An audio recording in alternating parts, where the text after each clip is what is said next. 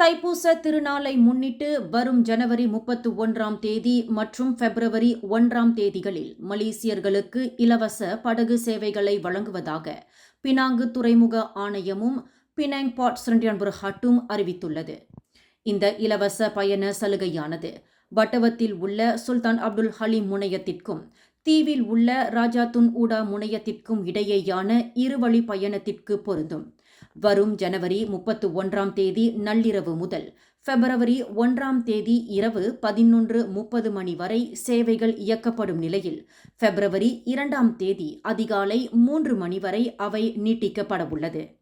அதன் அடிப்படையில் பொதுமக்கள் தங்களது பயணங்களை திட்டமிடுமாறு பினாங்கு துறைமுக ஆணைய தலைவர் டத்தோ யோ சுன் ஹின் தெரிவித்துள்ளார். பண்டிகை காலங்களில் மலேசியர்களின் பயணத்தை எளிதாக்குவதற்கான தங்களின் உறுதிப்பாட்டையே இந்த முயற்சி பிரதிபலிப்பதாக யோ தெரிவித்துள்ளார். மேலும் இந்த இலவச சேவையானது போக்குவரத்து நெரிசலை குறைப்பதையும் நிலையான பொது போக்குவரத்தை ஊக்குவிப்பதையும் நோக்கமாக கொண்டுள்ளது. மேலும் செய்திகளை தெரிந்து கொள்ள கீழே இருக்கும் பெல் பட்டனை அழுத்துங்கள். உங்கள் மகிழ்ச்சியை வெளிப்படுத்த லைக் மற்றும் ஷேர் செய்யுங்கள். தொடர்ந்து திசைகளோடு இணைந்திருக்க சப்ஸ்கிரைப் செய்யுங்கள்.